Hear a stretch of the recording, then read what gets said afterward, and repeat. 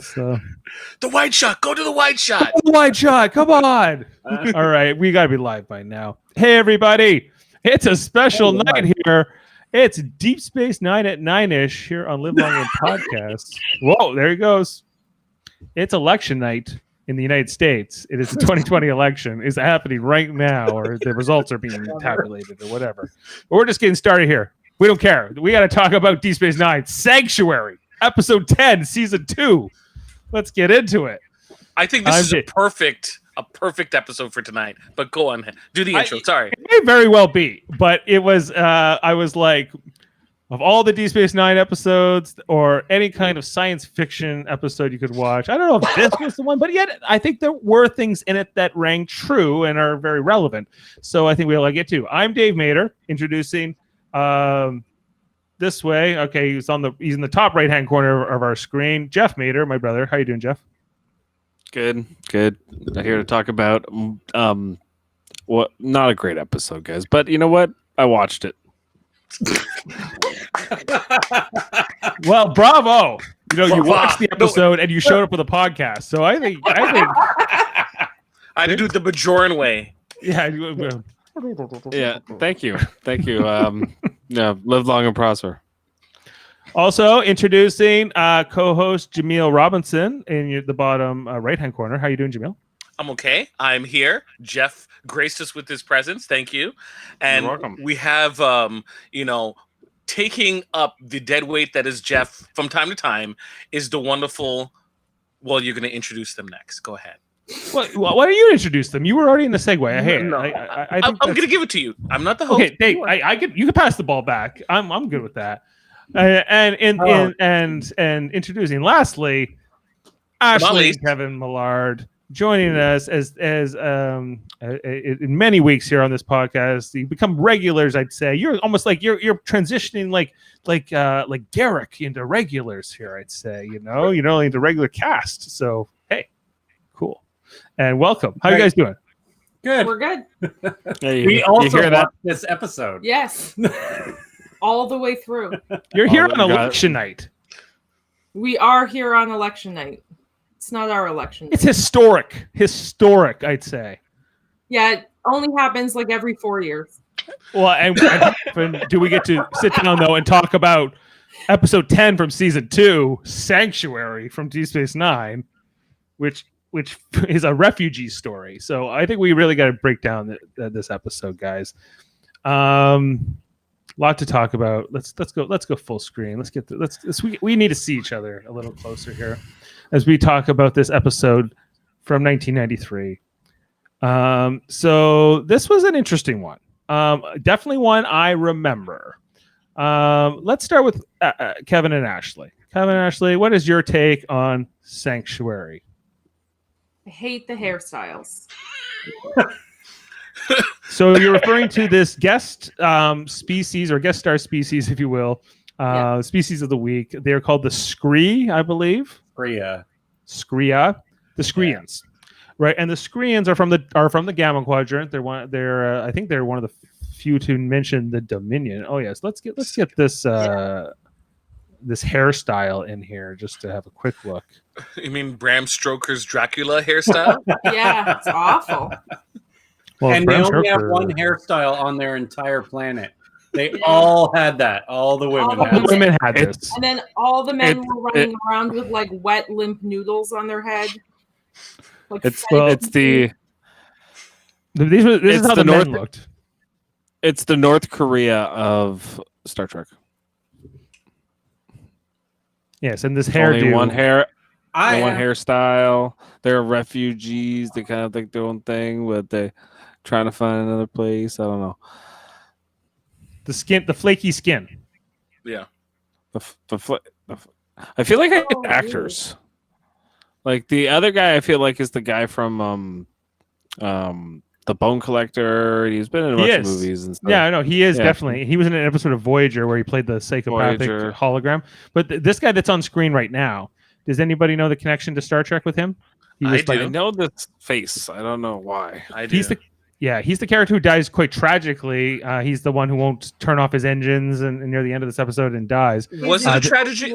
Wait. Was it a tragedy? Well, it's tragic and it's reckless. I'd say a reckless tragedy. I say, you do stupid things or you play stupid games, you win stupid prizes. Yeah. I didn't feel the least bit bad when that ship got destroyed. I went, good. Now I don't have to deal with I don't have to deal with the next scene. What about I was like, the boys that just followed this whatever his name was. I've already forgotten his name. The thing with this episode is, if they were going to do a refugee story, why did they make the refugees such dicks? Like, yeah, they really were awful. You don't have any compassion for them at all because they're awful.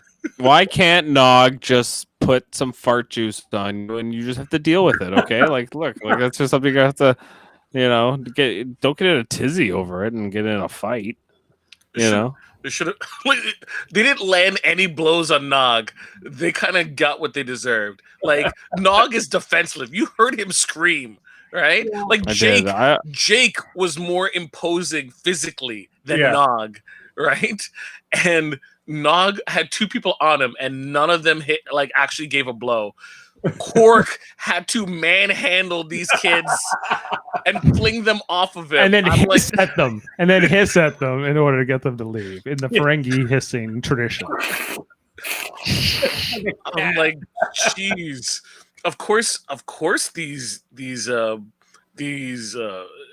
aliens, these Skrillians,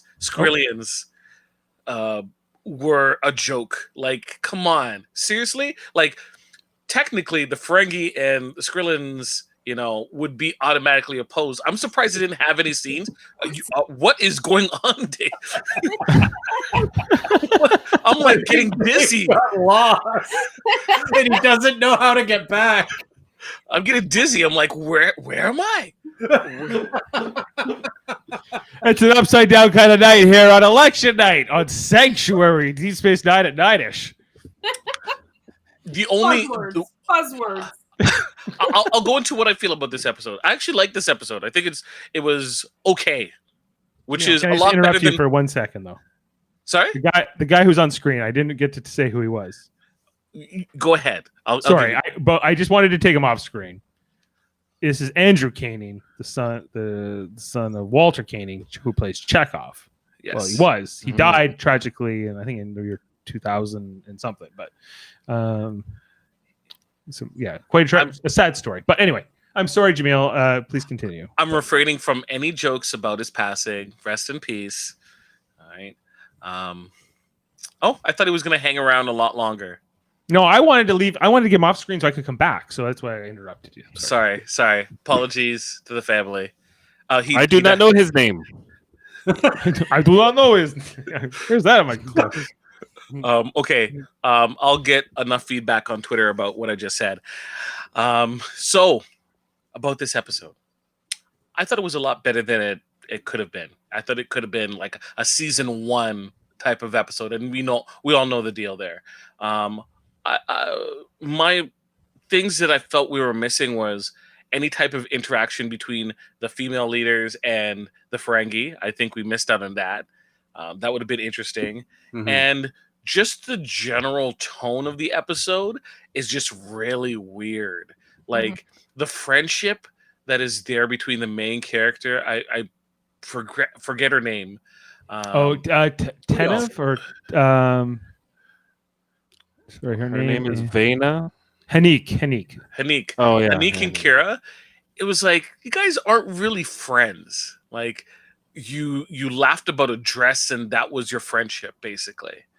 Right? So I didn't get how there was supposed to be this obligation by Kira to like stick up. It just felt very weird, right? And they jumped to places a lot quicker than they should have. This could have taken a couple of episodes and then would have made sense. One episode, not really. I have a take on this episode. I want to get it off my chest. Go for it. Fire. Let's hear it.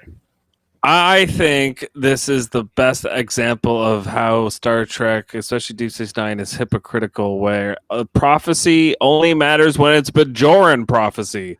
God forbid another species has a prophecy that is like, so that would like conflict with what Bajorans want, but because it has to do with Bajor, right? Like, but they're like not embracing it. They're like it's like a whole civilization is like begging Bajor to have sex with them, and Bajor's like, you know what? We have our own prophecy, and we have our own food, and we can only really feed ourselves here. So when we need help, we'll ask, but we can't help you, And I don't know, I mean, it made sense. I liked it, but at the same time, I kind of thought that Bajor could have been better. They could have done better in this situation. They could have. And the ending kind of saves that whole, like, Bajorans being dicks type of thing. Or like, we could have, like, you guys are dealing with a famine and you're having issues with your farmland and you're saying no to a bunch of farmers who are willing to attempt to fix your problem. But you're like, sorry, nah, bro, we don't want to take that chance. Like, this is a society that if they get established, they're going to want to join the Federation. So they'll become the Federation's problem, right? Half of them could go to Bajor, and the other half can go to the friggin' settlement on the other planet. Like, you would still take that help. You would still want those hands of partnership, right? But no, we're just going to be dicks and say, no, we don't want to take that chance. We're going to just, screw up and do more Bajoran stupid stuff for the next rest of the season until the Dominion shows up. That's the exact quote. That's what they discussed. I'm pretty sure. I want to know why the Bajorans can't seem to get anything made or farmed, or like they have a space station. I mean, I know that was built by the Cardassians, but there's replicators on that space station. Why do the orphans have no fucking blankets? Right. It's a good question, Kevin. Why does nobody have any food? Right. Why can't the Federation? Since when is there harsh winters on Bajor? Every time they show Bajor, it's like the lush forest you've ever seen. Yeah, I think the relative hardship of Bajor is kind of like this strange, ambiguous thing, because you understand that 50 years of occupation, strip mining, abuses left its toll on this planet and these people.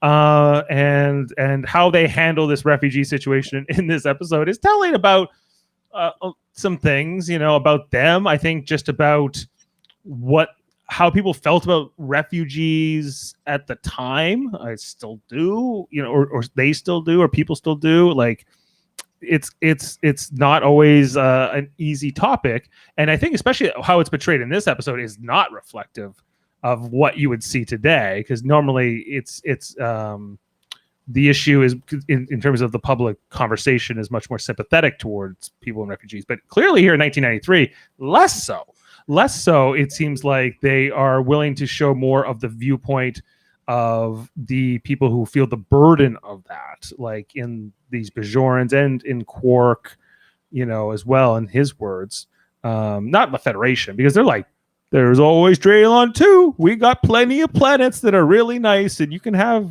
whatever nice planet you want. We're just, but to your point, Jeff, they still can't give blankets to the kids, but they can have planets aplenty. Kind of what I mean about the Skria being dicks is like they came through the wormhole. The Federation was like, "Hey, buddy, how's it going? You want a planet?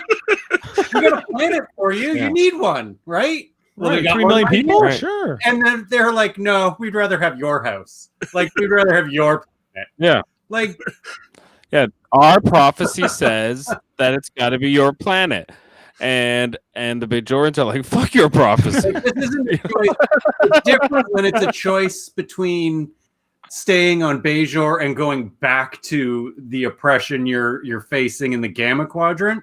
But no, your choice is between having your own planet and staying on this planet that's not yours. And is already occupied. Like, and they haven't even been to that planet yet. No, They care. They no, don't it's not good care enough. because it's the prophecy. It's the whole. They go, all to this, prophecy. they go to this other planet and it's better than Bajor. They're like, oh man, we lucked out. Thank you, Federation. You guys are awesome. Like, Yeah. And they would have lucked out because there's no Bajorans on that planet. It's so nice over here on All the Draylon politics. 2. Bajor? Come on. The But, sun sets so beautifully on Draylon 2, let me tell you. you're right though. The Bajor is a planet trying to get back on its feet, and you have like an entire species that's like, yo, we're willing to help you out. Yeah. Right? They could say, hey, look, some of you can settle here. You guys have a thing, and we can work out something as we go on, right? Because I know how important this land is for you, right? But understand that Bajor is not Kentana, Yeah. right?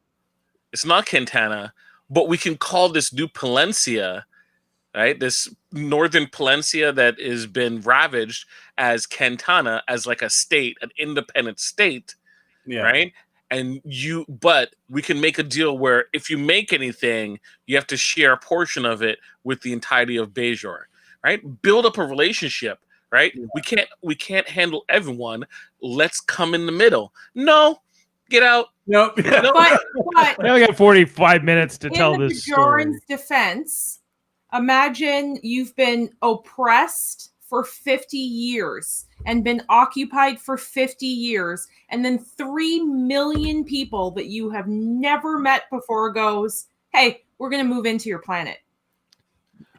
I get it. No, I understand where the Bajorans are coming from. I think that they do a lot in this episode to show sort of the situation. They set up this whole opening scene in this episode is between Sisko and Kira, how she can't keep up with her job because she's too busy trying to like fight with the provisional government about where they need to prioritize their spending or But the whatever. whole beginning just shows how badly run Bajor is. Oh yes. Right. Oh yes.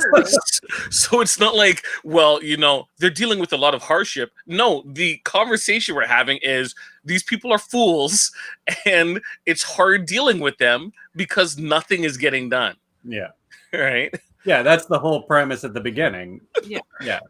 Yeah, I just have a hard time like I get where that the provisional government says no to this Korean refugee settlement, but the Vedic assembly and the religious aspect is a bit suspect here because I just don't really fully understand how similar the Bajoran religion is to like Christianity or not, but like most religions are pretty like missionary in the sense that they try to like take in the people who are in the poorest or who have been in some of the most toughest situations in life, or those who need it most. Really, is what I'm trying to get to, and they're like, no, we're kind of with the government on this. The whole religion's like, go live on Draylon too, like Sisko told you to. Even Kira agreed. She was like, you guys should go live on Draylon too. Don't deal with our garbage. Yeah, you don't want to come in. Get out. That's why I don't really think that this episode is a true refugee story, because it's not an option of going back to the Gamma Quadrant. They're given a good option of their own place to live. The Federation is like, we'll set you up, we'll get everything set up. Here's a planet, and they want to go to Bajor. That's not really like it would have been better had they had to go back to the Gamma Quadrant. Then you have a compelling episode. Yeah, and they didn't do that, and they probably easily could have, and probably knew that would have been good, and they knew they wanted to end the episode in that like bitter taste in your mouth way, where like what's her name? Hanika or whatever. Hanik. She is like, you're not my friend, and she like walks off into the ship and then like leaves, and Kira's like, damn. Well, she doesn't say it in that order. She says, you're not my friend for not, and then when she like stops being emotional like a man, she comes and she's like, look, and I think her statement is rational. Yes, they could help, but like Kira, being the very poor diplomat that she is, did not rebut and say, we can find some middle ground. You were asking for all or nothing. I'm sorry, you got to go to another planet, right? Yeah. Too bad, too sad, right? I wish this episode I wish it was like a two-parter, but yet I don't, because there's more chances of it being extra long and annoying, where it's just more talk about Bajor, which doesn't lead to anything good. But like this race, this Scalians, right? The Skorians? Scurians, whatever, right? Whatever it is. Right? The flaky, The skin flaky people. Yeah. Yes. Dandruff people. They need Head and shoulders. Pantene Pro V, dude. Pantene Pro V. Right. They're all. So their religion says that they're going to return back to their original home. Was Bajor original Cantana? Were they split off, and do they partly own part of Bajor? Like all these kind of details, are they like, we belong here because we came from here and we're just returning home, right? So, it's not that you're kicking out this other race that's just said, hey, we had some vague statement about we have a home on the other side of the door, right? It's like, we actually come from here too. We just left a long time ago and our race is just split apart. That would have been kind of interesting. Yes. But You know what would have been cool? But then I know this show, and then it wouldn't be interesting because it would have been a very long Bajor two-parter. So no, thank you. Yeah. Do you know what would have been interesting though if they had done this? That if they 3 million Bajorans that have been stuck in the Gamma Quadrant. It's breaking up for you. Yeah. That would have been interesting, Jeff. I agree. Sorry. 3 million. 3 million Bajorans in the Delta Quadrant. If it had been 3 million in the Gamma Quadrant, and then like they come back, and whether or not Bajor, like they just basically said it was because it's 3 million people. It didn't really matter the race, but did it? I think it might have. I don't think they'd have a choice but to take back 3 million Bajorans. Yes. Well, yeah, I think so. I think that is important to note, because a few episodes ago, the 3-part epic that started this season 2. Oh, how could we forget? Was all about how the Bajorans everything I can. were incredibly xenophobic after this occupation. They are traumatized by the occupation, and they are wary of outsiders. Clearly, like that. That at least a good portion of them are. Yeah, they're not a perfect people. Are they? I don't even know if they're even at this point, right? Like they legitimately, and I don't think that they're necessarily Federation worthy at this point. And isn't that what Sisko's whole mission is? And I feel like he doesn't look too good in this mission, because he's like, there's always Draylon too. And then Jake shows up. He goes, hey, I heard my dad says you're going to Draylon too. And he goes, oh, is that where you want to move to? Well, I don't want to go there either. And Jake should have said like, looked at it to go, well, no, I have a home already. You don't. It's like, no, I'm cool in this station. If I was Jake, I would be like, well, I don't want to move to Bajor either, but that's not really the point. It's Have you seen my new girlfriend, the Dabble girl? I'm not leaving here. I'm like 14 and I've got this 21-year-old girl. I don't want to go anywhere. How is that even possible? Like, he's literally wearing like kitty pajamas. And he's like, yeah, I'm dating the Dabo girl. Like, what is going on? Maybe she was a member of Nexium. Both of these outfits that Jake wears are ridiculous. Yes. And we've seen these before. They're not new. Oh, they're a throwback to Next Gen. Every guest star old man wore that thing where they looked like two puzzles. Absolutely. Yeah, but poor Jakey, like the first 2 seasons, he's just been wearing these onesies that he looks like he's like a baby that is gonna like needs to be fed like with the airplane. Wonder. Yeah. A black small wonder. Here's the plane. Yeah. And he's like, yeah, but I'm dating the stripper girl that's spinning the wheel.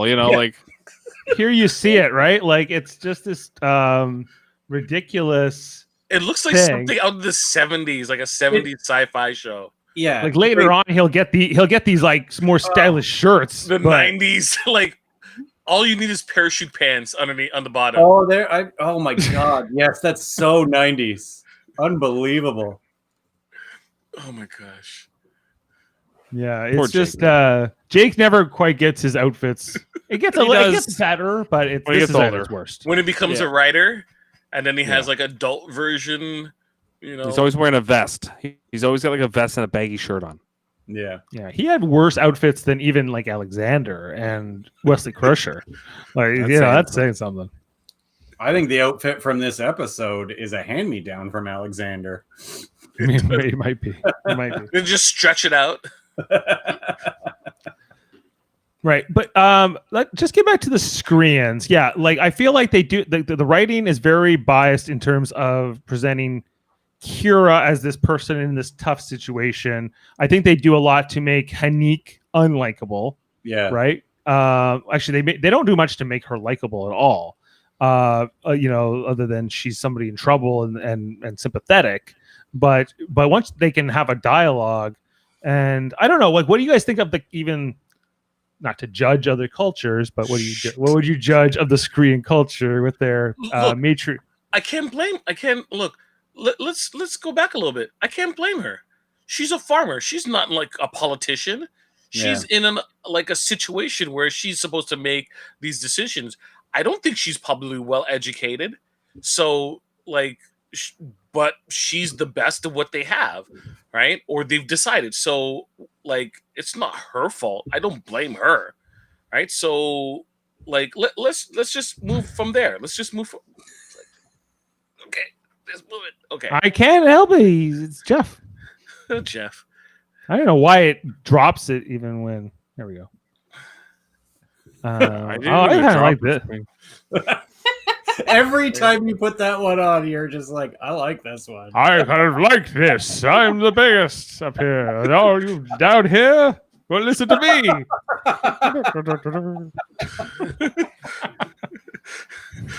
Okay. No, we're all in different quadrants. I'm now in the gamma quadrant up here.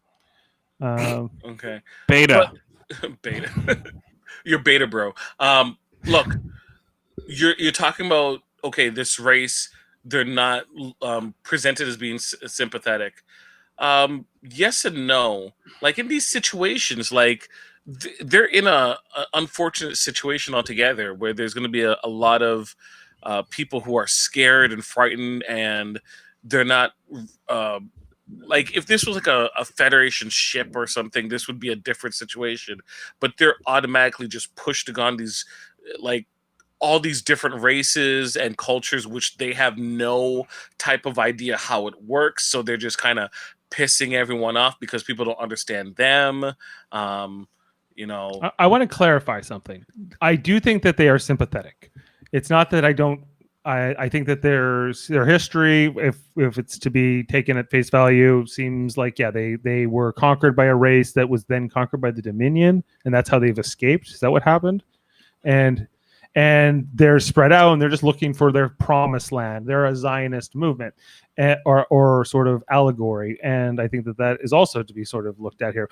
I do think that they're sympathetic. I think it's more that they're Hanik, their culture, their society decided that the one who found the wormhole, for better or worse, I would say worse, gets to make all the decisions. They're like, it's all like the Council of Women, right? Or whatever, the leader women. They're all like, it's all up to you. And I don't even think Hanik's like their brightest or best, or she's clearly so single-minded about this. She just gets this like, what if we move to Bejor? The musician guy gives me the idea, right? And so she doesn't seem like the best option, but these 3 million people have, I guess, chosen her in their system. Fine. I think the fact that all of their men are just a bunch of grunts or a bunch of dumb guys who fight each other is kind of interesting. Too emotional. They're too emotional. Their favorite thing is to penises. fight. That's what they are. Emotional penises. But quite useful, evidently. But quite useful. Yeah, quite useful. So was Buddy the guy who dies, who was played by Andrew Caning? Was he her son? Yes. Yes. I think so. Yeah. And was one of those two other guys like his dad? Yeah. Maybe one of his dads. Maybe he has two. Maybe they're like, yeah, okay. I was just like, because that's not fully explained. Like what other than I guess she has those two husbands, one of which is I guess played by that guy who was in The Bone Collector and some other movies. Yeah, she's the bone collector now. Yeah. Dave, you see what I did there? Did you see what I did there? No. Bone collector. She's the bone collector because she collects dudes. I gotcha. Okay, I'm with you on that. Wait, but did you guys know that the guy, the Veron? Which I don't want. This might be a fun fact. I can't spoil it, but I think Jeff has multitude of fun facts. If he loses one, he'll be okay. Okay, the guy who was the Bajoran musician. I'm on a tangent here. He was from the episode Trials and Tribulations, the Tribble episode, right? He's like that Federation administrator guy who's like, Kirk, I'll see you go to hell for what you've done to my grain or whatever, right? Oh, yeah. Whoa. Yeah, like where the guy who's just giving Kirk the shit all the time in the Tribble episode. Yeah, That yeah, was the same guy. Full circle. Cool. There you go. Wow. Okay. Another thing, Rom and Jake's inclusion just seems like all of a sudden it's like, hey, we're just gonna include these characters. They come so late in the episode, and it's just like, what? Like it just Rom seems... was doing stock inventory. Rom wasn't in this episode. Sorry, Nog and Jake. Yeah. Nog and Jake. That was the only scene I kind of liked in this episode was when Odo's like grilling Nog and then Quark walks in and is like, I would never say such a thing. And he's just like kind of like goes into the gymnastics with Nog. That was the only part of the episode I liked. Yeah, I love whenever he would say like, "You're not going to do that again." He'd go, "I'm not." Like, Yeah. He's like, oh yeah, I'm not. right, I'm not. Yeah. But yeah, the Jake is slowly teaching Nog how to be good. But he's like, what? No, this goes against everything I've been taught. He's like, etymology. What is etymology? She studies bugs. She's gonna be a chef. Yeah. Yeah. Wow. Some decent stuff here, and I just think like more of this, this legacy of Jake and Nog that they're building throughout is just great stuff. Like there's a history here that's earned, right? Even just in episodes like this, that this is kind of a forgettable episode, but all these little moments add up, right, over the course. I think that their friendship is one of the things that works pretty well over the course of this show. Yeah. As a connective tissue between the seasons. So yeah, I'm with you that's great. I like Quark being Quark forever, for better or worse. He's always unapologetically himself throughout. Yeah. And even this whole thing at the beginning where he's got that same musician guy that we mentioned was from the Tribble episode, and he's like, Kira, like these are bringing down my profits. I'm monitoring them hourly. I just loved it. He's just like my gross profits, my projections. He's throwing up all his fiscal debates. I was like, this is some great writing here. I whoever wrote this episode, I felt like I'm at work. This hourly tracking. Well, me too. But I was like, I speak profits this language. are down 20% in the last hour. I'm gonna go out of business. It's like, wait, what? Frederick Rappaport wrote it. Is he related to Michael Rappaport? I don't know. There was a lot less F-bombs. He also wrote "Move Along Home." Boom. Yes. Nog is the best fight. I don't think anyone was trashing Nog. I think everyone likes Nog. The best, but I like Nog. He's not the best.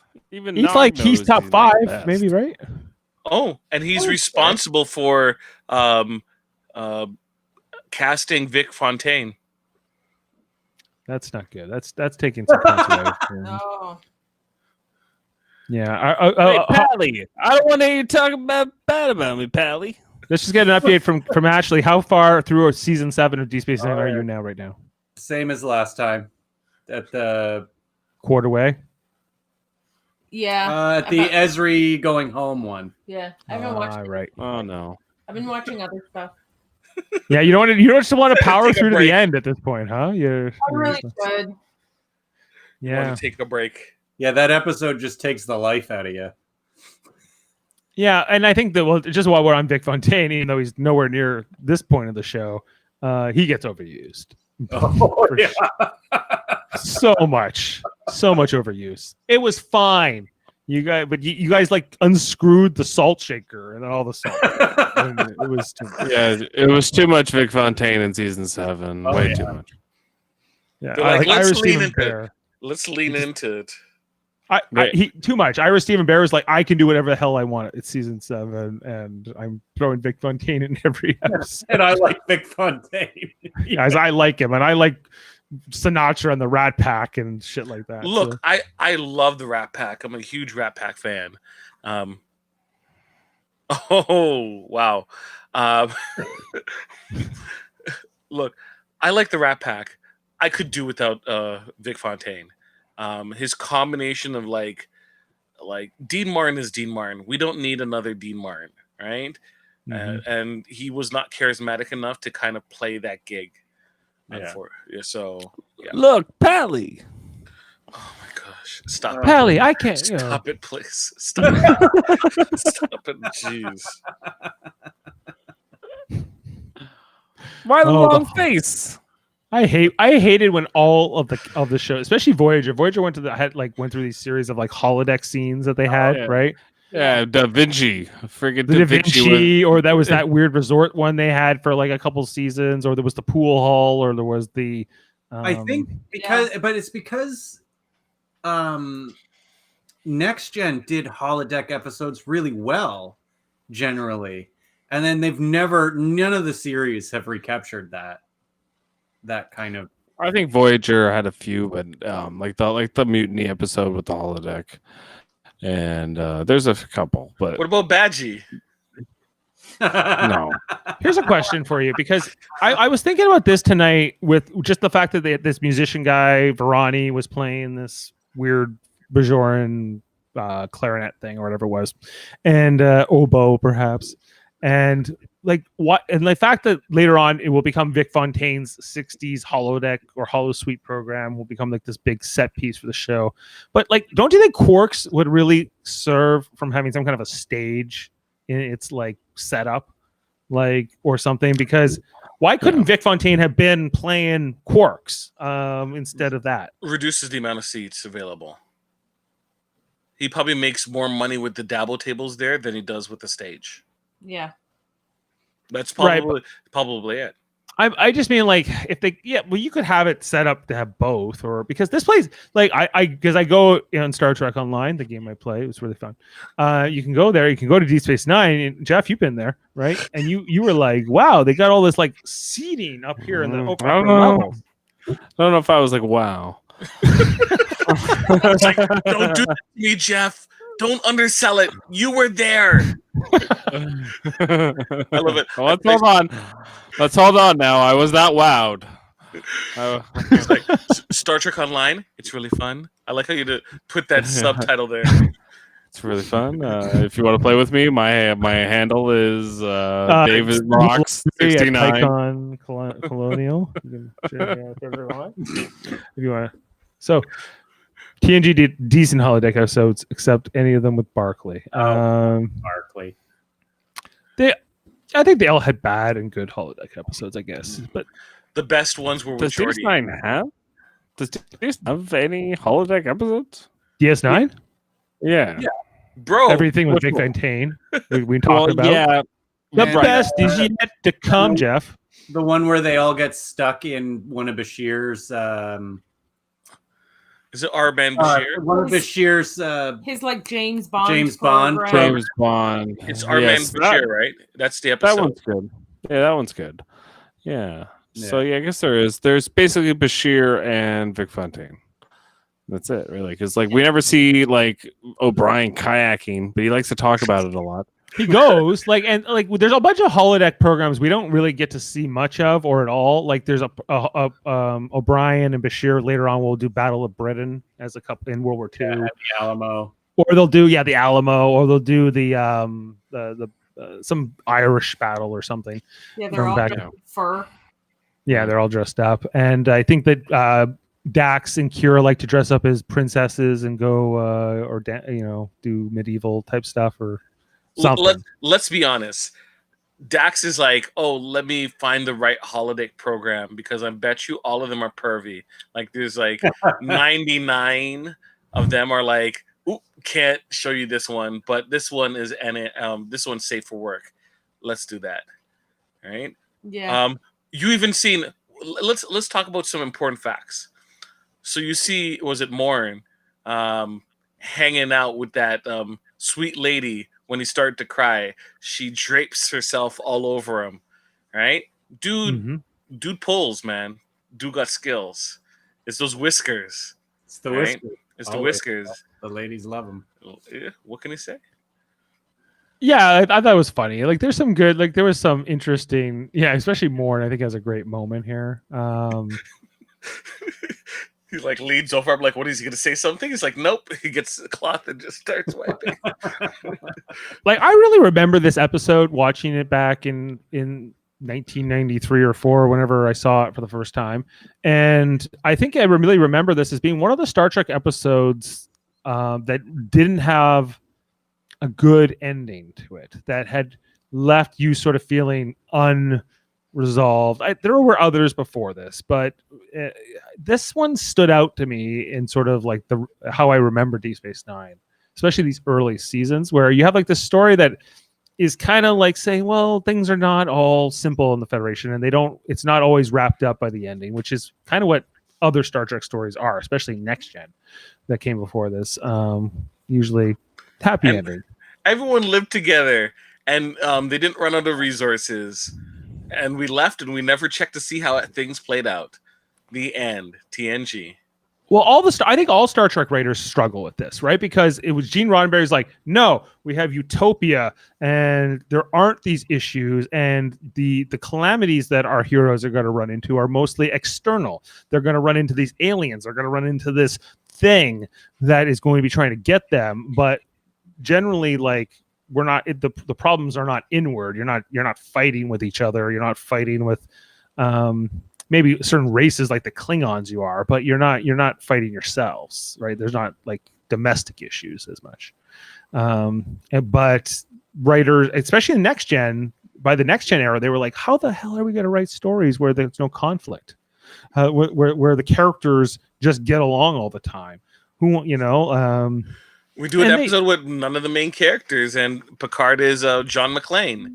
That's how we do it. Right. And I think that's always like the balance. These characters sort of like, even if you go back, like there was conflict between Spock and McCoy, right? There always was. There's always been conflict with these characters, but they're still irrevocably on each other's side, right? No matter what. All right, do you guys think like Cisco kind of sucks in this episode? He's kind of like, Kira, they seem to like you. You do everything. Cisco doesn't seem to find his mojo until about the halfway through the third season. But it's like in the plot. Like it's like basically like, Cisco, you're gonna kind of like, you don't have to do too much. Let Kira take this. Cisco's still recovering from the lost love of the last episode. He just walks away. He's like, this is my week off, man. This is where I got to dial in a couple crap scenes. What about Draylon too? Am I done? See ya. It's like, look, I gave you food. I gave you a planet. Like, dude, what else do you want from me? What more do you want? I think he didn't want to deal with trying to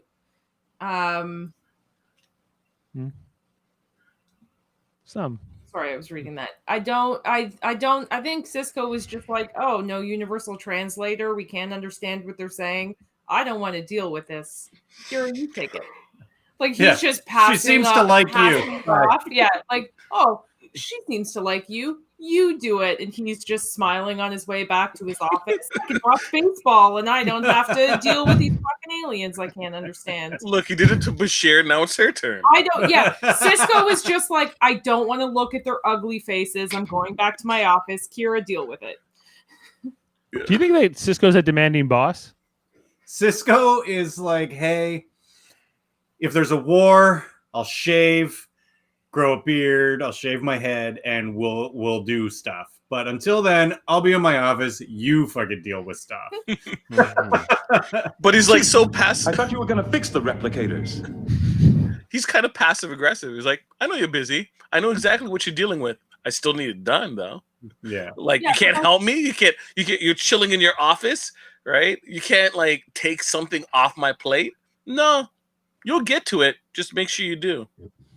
To answer your question, Dave, I think he's demanding, but also forgiving. Like he's You're damned right. You should have checked. You're damn right. You should have checked. Oh my gosh. Yeah. he might Like do a he, little yelling, but no one ever faces real consequences from question. Question here. I don't think, do we ever see Cisco dress down Jake like he does one of his officers? Ever? No. No, I- I don't think so. Not even close, right? Like when is the biggest mess up Jake has in the whole run? I can't recall. Like even tonight, like it was like Behind.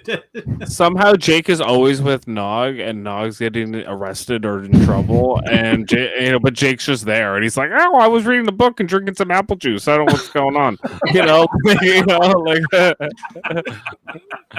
And I'm just like, of course, Jake never does anything wrong. So Cisco, He was in never a has to- brawl. He was in a brawl. Hey, Jake Yeah. likes orange juice, man. Come on. Yeah, I'm sorry. The dude was in a brawl, and he didn't get in trouble. Nope. No, with yeah. refugees. The leader's son is involved, and he didn't get Possibly a hate crime because he threw that stink bomb at that guy to, Well, Nog because did. Nog did, yeah. But he was an Yeah. accomplice. Was he? They got payback. They got Accessory. Nog squealing like a pig on the floor. So Yeah, was it legal what Odo did with Nog's ear to pull him away by the ear? grabbed him by his crotch. but where was he and the security team when the fight was happening? Nobody Yeah. was being shot or assassinated. Odo was nowhere to be found. That's right. To He's Nog. just there to clean up the pieces. That's Odo Orc got there first. Odo says you can't run on the promenade. That's the number one thing. Just don't run on a goddamn promenade. That's his prime directive. No running on Yeah. the. Why? What happened? What happened when someone ran on the promenade? Because you could run, trip, and then fall down one of those holes and fall a full story to your death. Yes.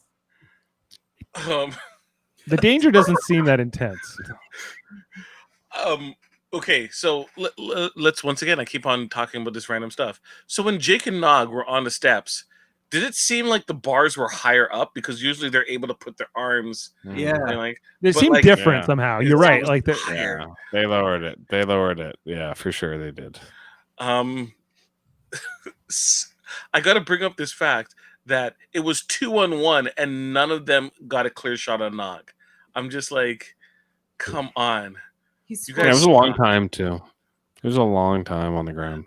So Yeah. wait, if the lobes are like the penises, so when Jake was talking about his new girlfriend, and Nog mentions that could they have sisters, and starts rubbing his ears, is that akin to some dude talking to his friend about, hey, can you hook me up, and start rubbing his crotch? Because yeah. it's kind of awkward. right. I think this is one of the weirder parts of Ferengis because they have this. Okay, but Ferengis also have a dick, right? I would Well, think I would so. think so for procreation, right? So why? Never So seen anything come out of their ears. both their ears and their sexual No, organs they're- are erogenous they're- zones. Their ears are like their tits. You know, like they They're like their rub- tits. yeah, they rub the tits. They feel for the weather. You know, they get the intuition for money through their. Yeah, I think so. I think it's more like their tits. Is that what works for you and your tits, Jeff? Can you sense Yes. the weather from your? This podcast has gone off the rails here. Ugh. And it isn't you this time. It's Most the kind of- lobes. It was the lobes. Do they have the lobes for it? Yeah, and the fact that you're kind of like stroking it sometimes, or sometimes women stroke it and they go It's like, and so I don't know. It's an odd thing. No other alien species in Star Trek has this, or science fiction in general that I can think of has this quality. Outwardly just fondling themselves in public. I love it. Right, in somewhere that like, ooh, this is my erogenous zone up on my chin. Yeah. Hey, let's keep it PG, all right? I need to download this episode and make that into a GIF of Oh. Okay, what else is there to talk about? We talked about Jake the fight. That whole minister scene. Like, I just want to talk about that woman who was like from the provisional government. She's like, we talked about it for many hours. It got quite heated, and she's just talking. She's just like this Bajoran bureaucrat with the guy. I loved this scene. I just thought it was hilarious how like how this whole thing played out and how people give you fake answers in life and whatever. But don't worry, that scene's going to come up later in Fun Facts with Jeff. Right. Next question. At the end, where Hanik says to Kira, you are a frightened and suspicious people. What the Cardassians have done to you, you should be pitied. Does Hanik have a point? Yeah. Sure. Do you think that message gets through to Kira here? No. Bajor's got a Bajoran, man. She's like, I don't like you. You go. Draylon 3 looks like a lovely place. Get off. Don't even. I agree with my government here. You're not my friend anymore. You're my friend. I'm not your friend. And see you later. We'll never see you again. My final question is: do we hope we see the Skreans again in Star Trek? No, never. If we do, No. I hope they're the next Klingons. Like they're the enemy. They hate. Yeah. The Draylon Empire. We hate the Bajorans. How they were treated by the Bajorans. Right. And then the Federation allowed it, and now they're out for vengeance. And they team up with the Cardassians. Yeah. The Skreans. Yeah, they're like, we're taking back our Kentana. Yeah. For Katana. We're going to send you the prophets. Don't worry. We'll jettison you out of the airlock so you can go to the Celestial Palace. We'll give you that respect. All right. You want to go to Fun Facts with Jeff? I'm ready. All right, Jeff. Who do you want to hear to start a sound clip? Name a character. From DS9? Yeah. Give me Bashir. Okay. Where's Bashir? Here we go. By the way, I just had the most interesting conversation with Constable Odo. It seems he's under the impression that I was a member of the Obsidian Order. What did you tell him? That he was mistaken, of course. And he believed you? Or he said something about keeping a closer eye on me in the future. I told him, be my guest. I have nothing to hide. I just love that. Okay. Fun facts with Garrick. Here we go. Kitty Swink, who played Minister Rosahan, is Armin Shimmerman's wife. Mm-hmm. Oh. So there you go. Andrew... the one who was like, we can't be bringing you over here because you might get cold and we don't have enough blankets for the orphans. Yes, we do. That's exactly who we're talking about. Do you think that's how she talks to Armin Shimmerman? She's like, Quark, you have to go into the studio today. She calls him Quark. Yeah. Armin, you're taking too much of the blankets. Armin, I won't have enough blankets for the orphans if you take all the blankets in the bed. I call him Quark when I'm mad at him. That's my pet name for him. He's like he left some dirty dishes out on the counter. Quark! Oh my gosh. All right, Andrew Koenig, who we Dave previously mentioned, who plays Tumak, is the son of Walter Koenig, who played Pavel Chekhov in the original Star Trek 1966, which is, also not so a fun fact, killed himself in, I think, yeah, you're right, Dave, in the year 2000. He hung himself in the British Columbian forest, and Walter Koenig and 11 other family members had to go search in the forest to find the man's body. And then they started a foundation to prevent suicide. So, yeah, so that's... And he spent a lot of his life in Canada for some reason too. Yeah, because it's awesome here. That's why. That's why. Yeah, he was like, you know what? If I'm gonna live, it's gonna be in Canada. You wanted freedom. Okay. Yeah. The music Varani is playing in Quarks in the beginning of the episode is a variant of the Star Trek DS9 theme song. Yeah. Oh, is that what it was? I was like, I know this tune. You can tell. It was a banger. Yeah. Do do do do do do do do. Maybe this is Benny. What's his name? Benny Hill. Was that his name? Benny Russell, the writer. Maybe this is all inside his head. Anyway. Maybe. Far Beyond the Stars. The Skria makeup is one of the makeup supervisor Michael Westmore's favorite makeups due to its simplicity and effectiveness. No, it's the ugliest, grossest thing. It looks like somebody spat on every one of their faces. Yeah. And once they threw in the line that they shed everywhere, like I was like, oh, like this is not good. Like, they all look like a popcorn ceiling. Yeah, no, 80s pretty much style popcorn. It's like it looks like somebody spit on their face and then that spit dried and then was just like on their face. It's like it's just. Is that how they farm? The flakes from their skin go into the soil. Mm-hmm. That's how they make it fertile. They could have helped Bajor out, idiots. What a bunch of why couldn't you just take like at least 500,000 Skrias, right? You start with a little bit, and then you bring them over. You filter them over from Dreon 2 or whatever. That's what you do. Anyway, next fun fact: this episode takes place on the exact same star date as Star Trek: The Next Generation's Parallels.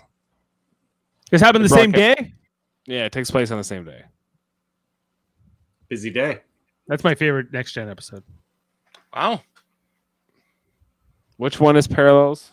That's one where Worf's jumping around all the different timelines. Yeah, and he's like banging Deanna Troy and like Taylor one. Oh, yeah. Yeah. They were a good couple before the Dax and Worf couple. Right. After Varani's performance, the Bajorans in the bar, including Kira, clap as humans do. In earlier and later episodes, they clap with their palm to the back of their hand. This is the Bajoran clap. Yeah. They're like, well, I guess we could try this human clap. No, get rid of this. You know what? I kind of like the Bajoran clap better. Yeah. I gotta use that. Bad boy. Bad. It looks like you're all slapping a fish. Yeah. A dead fish. Yeah. Okay, so the main Skria ship seen docked at Deep Space Nine was a reuse of the Promelian battle cruiser model from Star Trek Next Generation. The Booby Trap, Glenn Neufeld, and David Takumura created some of the background Skria ships out of parts from model planes, cars, and tanks. The Skria ships look better than the Bajoran ships. Jeez. Because they're probably technologically superior. Well, maybe. Mm-hmm. So they're like, we did a rating of your land, and your land's fine. You guys just are dumb. Sorry, go ahead, Kevin. Sorry, they have to be more technologically advanced. The Bajorans can't even muster up some blankets for kids. For the orphans. And the Federation somehow can't get them blankets either. For reasons unknown. They didn't ask, that's why. Yeah. This goes like, well, if Kira did her job and put her reports in on time, maybe those orphans would have blankets. Cisco's just sitting around going, if you became a member, maybe we could do with the blankets. But, as long as you're not. Too busy trying to help this musician guy get his amphitheater built or whatever. So okay, the kids have no blankets. Varani is one of the few Bajorans not to wear an earring. Is he not religious?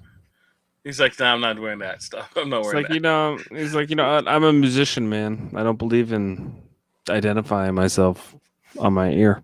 It's Okay. like a clip on. He's like, nah, I'm not wearing that. Nah, I gotta be cool. I'm a rebel. I play the oboe. William Schaller previously played Niels Behrens in Star Trek: The Trouble with Tribbles. Says Dave stole my fun fact. I but there stole it. Is. Kirk, All right, I'll see you get court-martialed for what happened to my grade. Then court-martial me. This contains the first of 4 Star Trek appearances by Leland Orser, the guy who was in The Bone Collector and Taken and all that we mentioned. Yeah, good actor. Yeah, and he doesn't get to speak in this episode.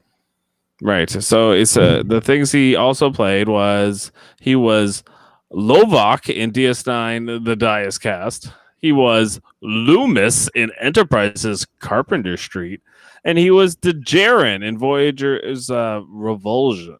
Yeah, that's the one where he's like the psychopathic hologram in Voyager. I think that's his best performance in Star Trek of all those. Right.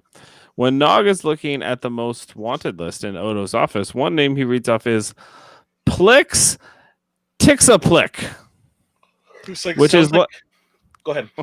Sorry, which is likely a reference to Mixaplick, a Superman villain who, first of many media appearances, was in the New Adventures of Superman, The Two Faces of Superman, Superboy's Super Dilemma, and The Impractical Joker in 1966. It's Mitslik Pidalik. Okay, That's the proper pronunciation. Mitslik Pidalik. Mixplick. What? Mitslik Pidalik. Mitslik Pidalik. Pidalik. I don't know. Dave, Mitslik Pidalik. I don't know what he's saying. Okay. Next to the horrible dress Hanik sees in the clothes shop on the promenade, the outfits worn by Yarina in the Star Trek Next Generation Code of Honor and Janice Mannheim in Star Trek Next Generations will always have Paris can be seen. The horrible dress itself was worn by Sandra Wilde in Star Trek Next Generation Deja Q and altered. It and other DS9 items were sold on an online auction. Okay. Michael Piller decided to plot a downbeat ending to this episode and invert the happy ending of Frederick Rappaport's original teleplay. Piller felt the episode would carry more resonance if things didn't turn out okay for everyone. So, I mean, move along home, everybody. It was only just a game, remember? Well, it's not a game anymore when Michael Piller is involved in the teleplay. No. Yeah, he's willing to throw Kira under the bus here. Yeah. And then Ira Stephen Bear liked the dark conclusion, especially Kira's involvement. Where she looks like an idiot. Fair enough. Right. This episode contains the second reference to the Dominion. The first reference was in Star Trek Rules of Acquisition, which we covered like 3 weeks ago. The unidentified Dominion member race was Hanik, which Hanik mentioned as having conquered the Tajorans, were presumably the Jem'Hadar. That was their word for Jem'Hadar. Yeah. Okay.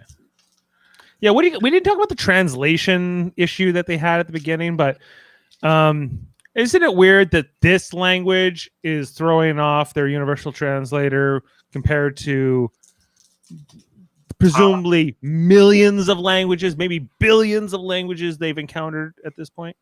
Soft cues, that's why.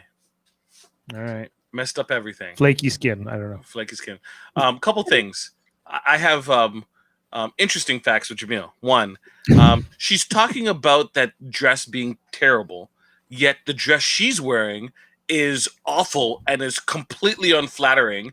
She's more ugly. Yes. She's got like some granny cups. Like it just looks like she's just flopping. Looks right? like inside out around the collar a little right? bit. I would talk about her chesticle area, right? It just looks messed up. That's one. Okay. Two, would they not I guess if Odo did any changeling action, they would have been like, oh no, we know the F that is, like, this would have been scary, or there would have been like a mention, or they should have had like some kind of hint, like, I've seen you before, or something like that. That would have been interesting. Yeah. Yeah, I think some more hints towards. I think that this big reveal with Odo being. Oh, sorry. I'll take down the pretty dress here. Yeah, like the whole reveal of Odo being his species and being part of the Dominion. Like they definitely do it slowly and very secretly. And I think it mostly pays off. But yeah, I think that they could have done more hints in retrospect. But maybe on the other hand, it would have been too obvious. So I'm kind of glad they didn't. I don't know. It's Did they already know what they were doing with his species at this point? I don't know. I don't know for sure if they knew yet.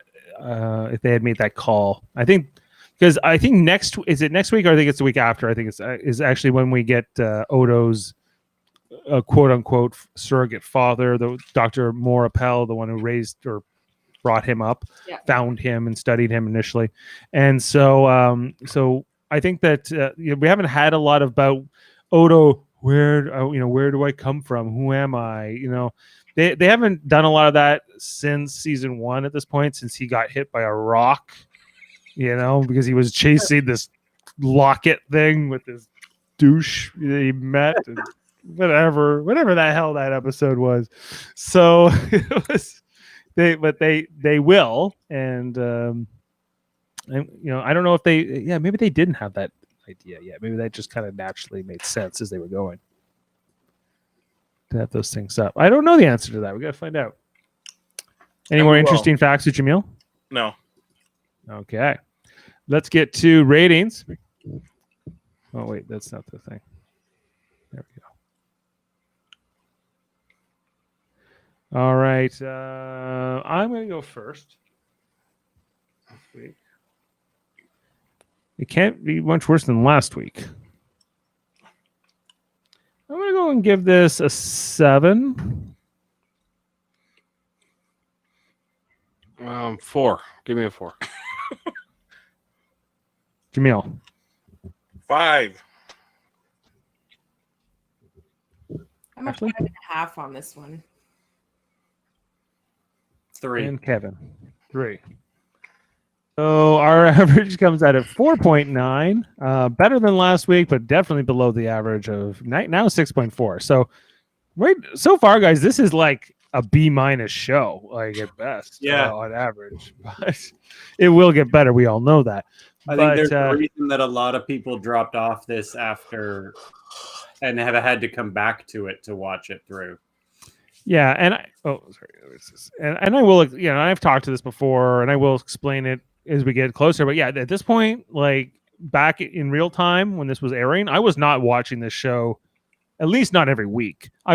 Next Gen was in its like key final season. Like as mentioned, this was right when my favorite episode of Next Gen aired, and I definitely did watch this episode at the time, but not every episode of season 2. It was hard to keep engaged. Like next week we're doing Rivals, which is going to be the El Orion episode, where like that's a member of Guinan species, Whoopi Goldberg character from Next Gen.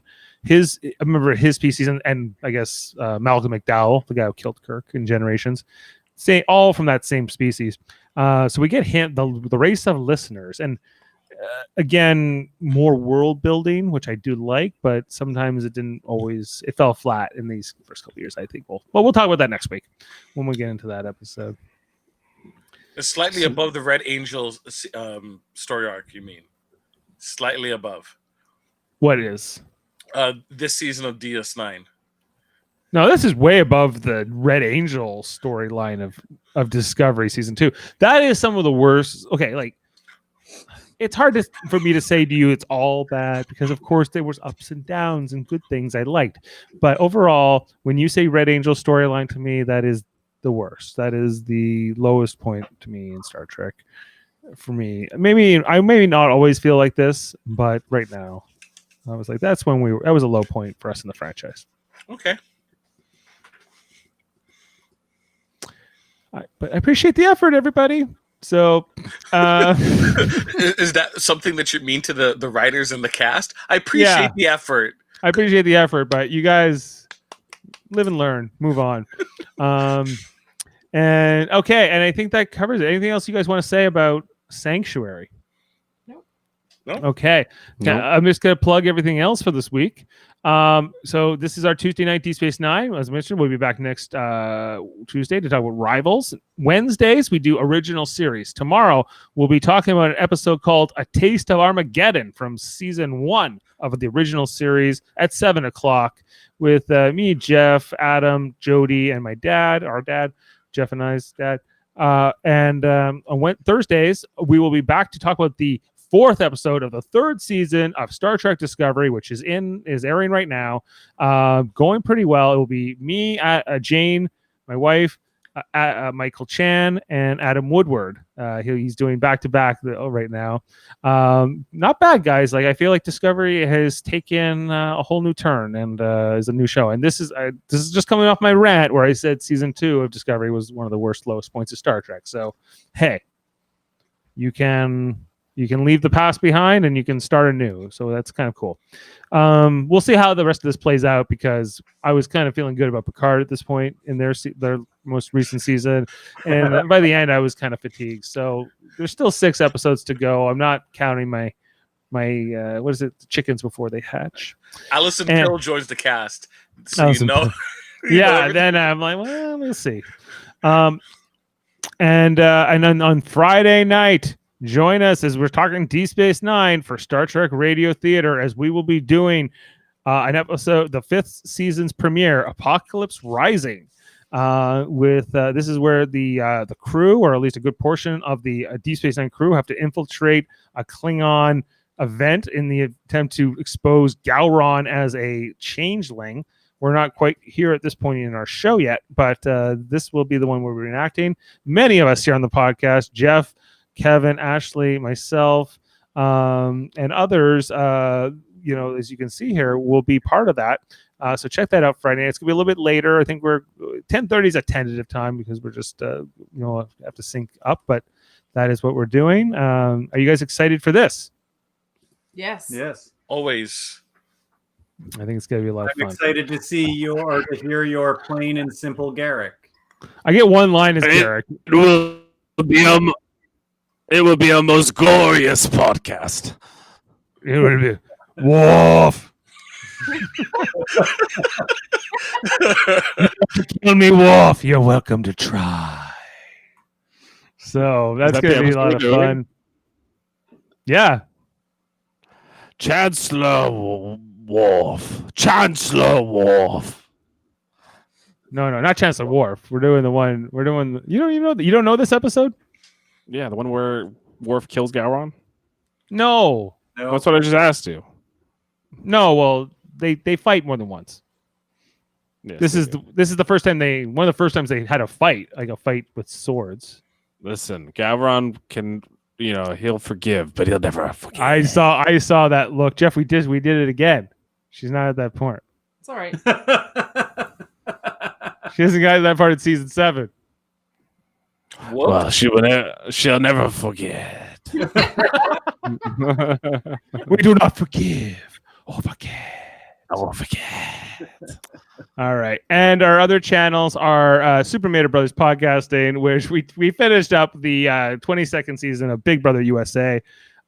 Jeff won it all. He was so happy. He just went to bed that night for the finale. He ride in the It was streets. too much excitement for him. He needed Too much excitement. And You know our other what? channel. It wouldn't have been good to gloat, Who got second place? Yeah. Jaemeel got the second place. He's got the runner-up. So I think he was the moral victor, really, of the season and of the pool. He felt good. But that's it, yo. That's it, it. yo. That's how it rolls, yo. That's how it goes, yo. I'm garbage.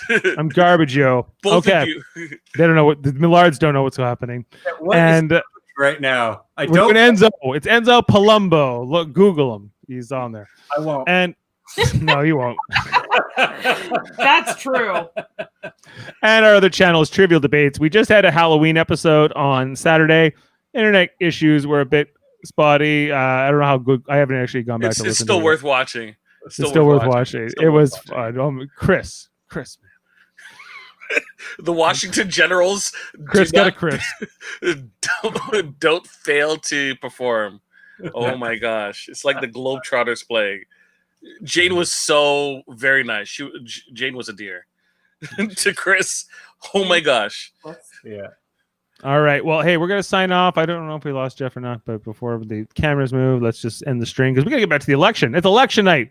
We don't know what the hell's going on. I don't know what the hell's going on. I bet you guys have all been looking at the news. I think they lost Kentucky.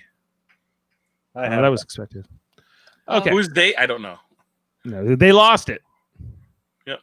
All right, hey, let's get off here before I get too depressed with finding what's going on. All right.